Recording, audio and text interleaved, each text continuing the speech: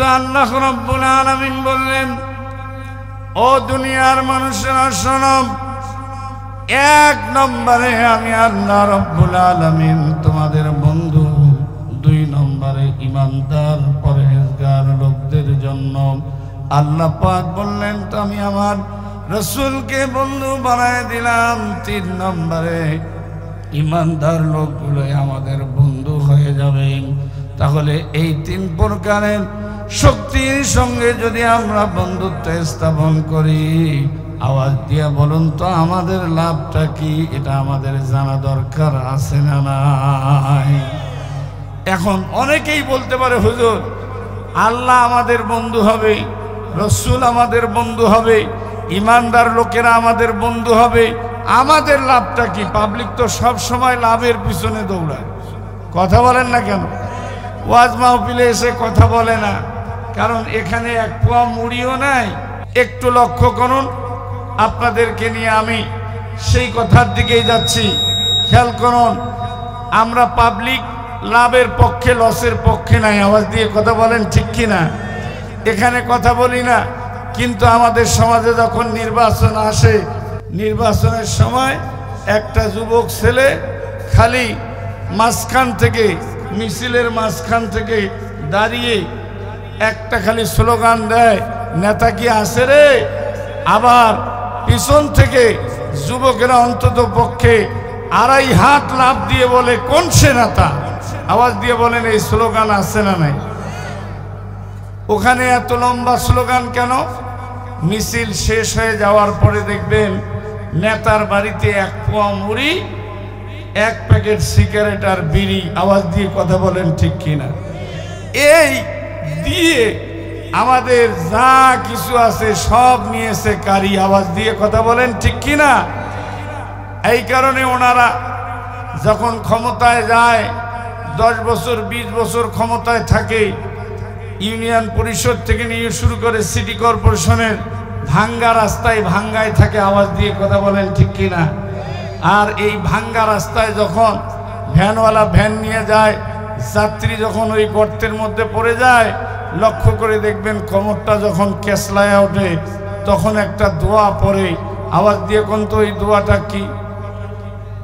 হ্যাঁ, এত ভালো দোয়া, ইন্না নিল্লা না। কোমর যখন কেসলায় ওই সময় বলে, কয় এইবার ভোটটা নিস। কথা বলেন না কেন? আমার বন্ধুগণ, আমার ভাইয়েরা, লক্ষ্য করুন, আমরা পাবলিক সব সময় আমাদের ফায়দার জন্য আমরা সব সময় লালায়িত, কারণ যেই জায়গায় ফায়দা আছে ওই জায়গায় আমরা আছি, আওয়াজ দিয়ে কথা বলেন, ঠিক কিনা? আর যেই জায়গায় ফায়দা নাই ওই জায়গায় আমরা নাই। এই জন্য আল্লাহ রাব্বুল আলামিন তার বান্দাগুলোকে জানিয়ে দিলেন, নবীজি আপনি জানায় দেন, যেই মানুষগুলো, পরের আয়াতের ভিতরে আল্লাহ রাব্বুল আলামিন জানিয়ে দিলেন যে মানুষগুলো, এক নম্বরে ওয়ামাইয়াতাওয়াল্লাল্লাহ ওয়া রাসূলাহু ওয়াল্লাযীনা আমানু ফাইন্না হিজবাল্লাহি হুমুল গালিবুন। যে মানুষগুলো এক নম্বরে আল্লাহকে বন্ধু বানিয়ে নেবে, 2 নম্বরে রাসূলকে বন্ধু বানিয়ে নেবে, 3 নম্বরে ইমানদার লোকদেরকে বন্ধু বানিয়ে নিবে, ওই মানুষগুলোই আল্লাহর দলের অন্তর্ভুক্ত হয়ে যাবে। জোরে কন্যা সুবহানাল্লাহ। তাহলে আল্লাহর দলের অন্তর্ভুক্ত হওয়ার জন্য শর্ত কয়টা? জোরে বলুন, কয়টা? জোরে হলো না, আরো জোরে। 1 নম্বর আল্লাহকে বন্ধু বানানো, 1 নম্বর কি? আল্লাহকে বন্ধু বানানো। 2 নম্বর কি? রাসূলকে বন্ধু বানানো। 3 নম্বর কি? ইমানদার লোকদেরকে বন্ধু বানানো। এই 3 প্রকারের শক্তির সঙ্গে যদি আমাদের সম্পর্ক হয়ে যায়, আমরা আল্লাহর দলের অন্তর্ভুক্ত হব। আওয়াজ দিয়ে কথা বলেন, ঠিক কিনা? দুনিয়ার যত দল মত তন্ত্র মন্ত্র আছে, এগুলো সবগুলোকে লাথি মেরে বঙ্গোপসাগরে ফেলায় দিয়া আমরা কারা কারা আল্লাহর দলের অন্তর্ভুক্ত হতে চাই, 2 হাত তুলে আমার আল্লাহকে দেখায় দেন। লিল্লাহে তাকবীর, তাকবীর। আল কোরআনের আলো সংসদে জালো, লিল্লাহে তাকবীর। কোরআন হাদিসের আলো, গ্রামীণ ব্যাংকের আলো। হাত নামান। কেমন ওয়াজ শুনতেছেন বুঝার জন্য টেস্ট করলাম। গ্রামীণ ব্যাংকের আলো, ওটাও ঘরে ঘরে জ্বালো। ও জ্বললে ঘর ঠিক থাকবে? আসতে বলেন কেন, ধরে বলেন। এটাকে বোঝানোর জন্য ছোট্ট একটা উদাহরণ দেই, তাহলে বুঝবেন। ছোট্ট একটা বাচ্চা কাঁদতে কাঁদতে তার নানার বাড়িতে যাচ্ছে। প্রতিমধ্যে একজন মুরব্বী লোক দেখা পেয়েছে, বলছে, বাবা তুমি কাঁদো কেন? সে আর বললেন না দুঃখের কথা। আজও গেল না আমার মনের ব্যথা। 6 মাস আগে হৃদরোগে স্ট্রোক করে আমার বাবা ইন্তেকাল করেছে। 6 মাস পরে ডেলিভারি রোগে আক্রান্ত হয়ে আমার মা ইন্তেকাল করেছে। এই দুঃখের সংবাদটা আমি আমার নানার বাড়িতে দেওয়ার জন্য যাচ্ছি। চাচা আপনি বলেন এখন হাসবো না কাঁদবো? চাচা বুকের মধ্যে বাচ্চাটাকে জড়ায় ধরে বলতেছে, আরে বাবা এটা কাঁদারই কথা, তবে মনে রাখার বিষয় হলো এই অসুখটা এত মারাত্মক খারাপ অসুখ, এই অসুখে গত বছর আমার আব্বাও মারা গেছে। নাউজুবিল্লাহ কবেন না? আওয়াজ দিয়ে বলেন তো, ডেলিভারি রোগ কোনো পুরুষ মানুষের হওয়ার সম্ভাবনা আছে? আসতে বলেন কেন, জোরে বলেন আছে। তার মানে মুরব্বী বুঝতে পারে নাই, ঝোঁকে তাল মিলাতে গিয়ে বাচ্চাকে সান্ত্বনা দিয়েছে। আওয়াজ দিয়ে কথা বলেন ঠিক কিনা? গ্রামীণ ব্যাংকের আলো যারা বলছেন ঘরে ঘরে জ্বালো, এদের দশা আর ওই মুরব্বীর দশা একই দশা। আওয়াজ দিয়ে কথা বলেন ঠিক কিনা? আমার বন্ধুগণ, আমার ভাইয়েরা, এই জন্য আল্লাহ রাব্বুল আলামিন বললেন, ও দুনিয়ার মানুষেরা, তোমরা যদি আমার দলের অন্তর্ভুক্ত হয়ে যাও তাহলে তোমাদের লাভ কি? আল্লাহ পাক বললেন, নবীজি আপনি তাম পৃথিবীর মানুষগুলোকে জানিয়ে দেন, যেই মানুষগুলো আল্লাহর দলের অন্তর্ভুক্ত হয়ে যাবে ওই মানুষগুলোকে আল্লাহ রাব্বুল আলামিন সফলতা আর বিজয় দান করে দিবেন। চিৎকার মেরে বলুন সুবহানাল্লাহ। এই হলো আয়াতের সরল অনুবাদ। এবার আসেন, যেহেতু তাফসীর মাহফিল দিয়েছেন, একটা একটা করে কোটেশন করে করে আমি কোরআনের ওই আয়াত থেকেই আপনাদেরকে বোঝানোর জন্য চেষ্টা করব। তবে একটু আপনারা সহযোগিতা করবেন। মাইকটা যদি একটু পাতলা হয়ে যায় তাহলে আরো কথাগুলো স্পষ্ট হয়ে যাবে।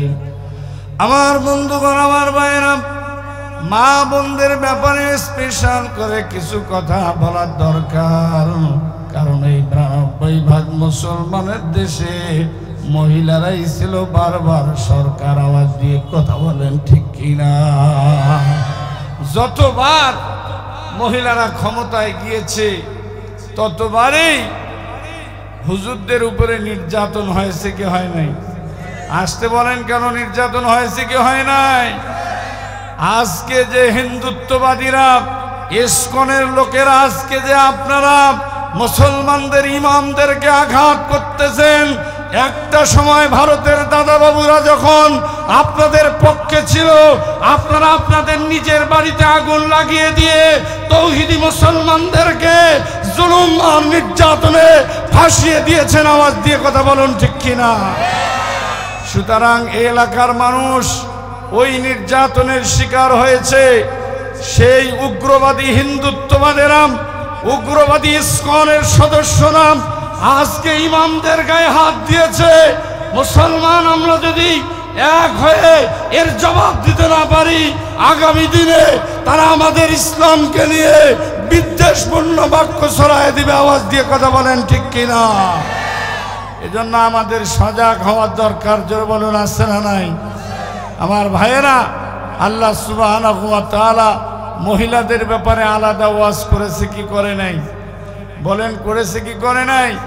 আজকে যুব সমাজ ধ্বংসের প্রান্ত সীমানায় দাঁড়ানো, এর দুইটা কারণ আমি বলছিলাম। 1 নম্বর হলো মাদক সেবন, 2 নম্বর হলো নারীদের বেপর্দা চলন। আওয়াজ দিয়ে কথা বলেন ঠিক কিনা? এই নারীরা আজকে বেপরদায় চলতে চলতে ঘরের ভিতরে যতটুকুন রহমত থাকার দরকার 1 ইঞ্চি পরিমাণ রহমত নাই। ঘরে বাইরে সব জায়গায় এখন অশান্তির আগুন শুধু দাউ দাউ করে জ্বলছে। আওয়াজ দিয়ে কথা বলেন ঠিক কিনা? এদের ব্যাপারে স্পেশাল করে কিছু কথা বলার দরকার। জোরে বলুন, আছে না নাই? আমার ওয়াজে অর্ধেক পুরুষের কথা থাকে, অর্ধেক মহিলাদের কথা থাকে। তাও আবার আজকে এটা মহিলা মাদ্রাসার ওয়াজ, এখানে মা বোনদেরকে নিয়ে কিছু কথা বলার দরকার। জোরে বলুন, আছে না নাই? তবে শুনুন, মা বোনদের ব্যাপারে কি আর বলবো। যেখানেই ওয়াজ করতে যাই, ওয়াজ শেষে ছোট্ট একটা স্লিপ লিখে পাঠিয়ে দেয় আর বলে, হোসেন আহমেদ মাদানী ভাই ওয়াজ যা করলেন খুব ভালো লাগলো, যাওয়ার সময় একটা তাবিজ দিয়ে যাবেন, অথবা চিনি পরে দিয়ে যাবেন, অথবা পানি পরে দিয়ে যাবেন। জিজ্ঞেস করলাম, মা তাবিজ দরকার কেন? বলে, হুজুর আপনি ওয়াজ যা করলেন খুব ভালো লাগলো, আমার সংসারের মধ্যে কোনো কিছুর অভাব নাই, শুধু একটা জিনিসের অভাব, সেটা হলো আমার স্বামীর চোখ ভালো না। উনি রাস্তাঘাট মার্কেটে যতক্ষণ পর্যন্ত থাকে সব লোকরে ধরে ধরে চা খাওয়ায়, কিন্তু বাড়িতে যখনই প্রবেশ করে মনে হয় 7 থানার ওসি প্রবেশ করলো। মাদানী ভাই আপনার কাছে একটা তাবিজ লিখে চাই, এই তাবিজটা বালিশের নিচে রেখে দেব, অথবা পানিটা শরবত বানায় খাওয়ায় দেব, যাতে করে আমার স্বামী খালি আমার অধীনে খালি ঘুরঘুর ঘুরঘুর ঘুরঘুর করে ঘোরে। এরকম মহিলা আছে না নাই? কথা বলেন না কেন? আছে না নাই? আপনাদের এই পুরসা বল্লামপুরে নাই? আছে। এখান থেকেও আমার কাছে একজন ফোন করছিল, হুজুর একটা তাবিজ দিবেন। আমি বললাম, কে? ওই সংসারে আমাদের অশান্তি দূর হয় না। আমি বললাম, না গো, তাবিজ দরকার হবে না।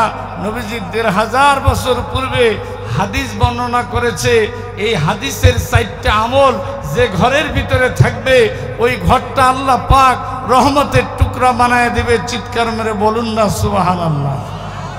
আল্লাহর নবী বলেন, মিনান নিসা as-sulta wal marham wal mu'azzila wal musawwifa রাওয়াহুল Bukhari.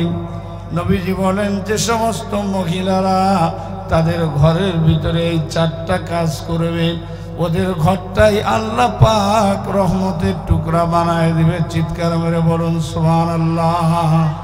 এই আমল 4টা আমাদের শেখানোর দরকার। জোরে বলুন, আছে না নাই? কারা কারা শিখবেন 2 হাত তুলে দেখান। লিল্লাহি তাকবীর। হাত নামান, আল্লাহ কবুল করুক। জোরে বলেন আমিন। এবার আসেন, আমি অবশ্যই বলবো ওই আয়াতের দিকে একটু ফিরে যাই। আল্লাহ বললেন, ও দুনিয়ার মানুষেরা, তোমাদের সমস্ত তন্ত্র মন্ত্র যখন ছেড়ে দিয়ে আমি এক আল্লাহর দিকে তোমরা রুজ্জু হয়ে যাবা, তোমাদের বন্ধু হয়ে যাবেন। আওয়াজ দিয়ে বলুন, তিনি কে? জোরে বলুন না, তিনি কে? আমার বন্ধুগণ, আমার মায়েরা, তওবাজারের বাবাজিরা, কুরসাম পল্লবপুরের বাবাজিরা, গভীর মনোযোগ দিয়ে একটু শুনবেন। আল্লাহ পাক কেন আমাদেরকে নিজেই বন্ধু হওয়ার প্রস্তাব দিয়ে দিলেন, এই বিষয়টা আমাদেরকে একটু বোঝার জন্য, কোরআনে কারিমের একটা আয়াতের তাফসীর শোনার জন্য, ব্যাখ্যা বোঝার জন্য অবশ্যই ওই আয়াতের শানে নজুলটা একটু জানার দরকার। এই আয়াত দ্বয়ের শানে নজুল হলো আল্লাহর নবীর সাহাবী হযরত জাবের রাদিয়াল্লাহু তাআলা আনহু বর্ণনা করেন, এই আয়াতটা আব্দুল্লাহ ইবনে সালামের প্রসঙ্গে অবতীর্ণ হয়েছে। আওয়াজ দিয়ে বলুন তো, কোন সাহাবীর প্রসঙ্গে অবতীর্ণ হয়েছে? সাহাবীর নাম কি? আব্দুল্লাহ ইবনে সালাম। এই আব্দুল্লাহ ইবনে সালাম যখন মক্কা নগরীতে ইসলাম গ্রহণ করলেন, ইসলাম গ্রহণ করার পরে তার সম্প্রদায়ের লোকেরা, তার কওমের লোকেরা বলল, ও আব্দুল্লাহ ইবনে সালাম, তুমি মুহাম্মাদের ধর্ম গ্রহণ করেছো, তুমি কি জানো মুহাম্মদ আমাদের বাপ দাদার ধর্মের মধ্যে চুনকালি লাগিয়ে নিজে একটা ধর্ম তৈরি করেছে, সেই ধর্মে তুমি দীক্ষিত হয়েছ, তুমি কাজটা মুঠেও ঠিক করো নাই। আব্দুল্লাহ ইবনে সালাম বললেন, ও আমার সম্প্রদায়ের লোকেরা, আমি মুহাম্মদ সাল্লাল্লাহু আলাইহি ওয়াসাল্লামের মুখে যে কালিমা পাঠ করে ঈমান গ্রহণ করেছি, যেদিন থেকে গ্রহণ করেছি সেই দিন থেকে আমার কলিজাটা শীতল হয়ে গেছে। চিৎকার মেরে বলুন না সুবহানাল্লাহ। এই বিজ্ঞানের চরম পরম উৎকর্ষের যুগেও এখন তামাম পৃথিবীর ইহুদি আর খ্রিস্টানদের অন্য কোনো চিন্তা চেতনা নেই। সমস্ত ইহুদি আর খ্রিস্টানেরা এখন কোরআনটাকে নিয়ে গবেষণা করার একটা হিড়িক তাদের মধ্যে বিরাজমান হচ্ছে। আওয়াজ দিয়ে কথা বলেন ঠিক কিনা? কারণ তারা কোরআন গবেষণা করে কোরআনের ভুল ধরতে গিয়ে নিজেদের জীবনের ভুল ধরে তারা সংশোধন হয়ে ইমানদার হয়ে যাচ্ছে। চিৎকার মেরে বলুন সুবহানাল্লাহ। 2004 সাল থেকে 2025 সাল পর্যন্ত বিশ্ব ইসলামিক জরিপ রিপোর্ট কারেকশন করে দেখা গিয়েছে যে পৃথিবীর এই কয়েক বছরের ভিতরে পৃথিবীর সবচাইতে বড় বড় দার্শনিক, বড় বড় গবেষকরা কোরআন নিয়ে গবেষণা করতে গিয়েই তারা কালিমা পড়ে ইমানদার হয়েছে। চিৎকার মেরে বলুন না সুবহানাল্লাহ। আর আমরা মুসলমানেরা কি করেছি? কোরআন নিয়ে গবেষণা করতে গিয়ে আমরা এক মুসলমান আর এক মুসলমানের ভিতরে ডজন ডজন ব্যবধান তৈরি করেছি। আওয়াজ দিয়ে কথা বলেন ঠিক কিনা? কে মাথার মধ্যে গোল টুপি দেয়, কে মাথার মধ্যে চোকা টুপি দেয়, কে মাথার মধ্যে সুতার টুপি দেয়, কে হাত এখানে বাঁধে, কে এখানে বাঁধে, কে হাত বাঁধে না, কে আমিন জোরে বলে, কে আমিন আসতে বলে, কে দল্লিন বলে, কে জল্লিন বলে। এই নিয়ে আমাদের এই 92 ভাগ মুসলমানের মধ্যে দলাদলি। আওয়াজ দিয়ে বলুন আসছে না নাই?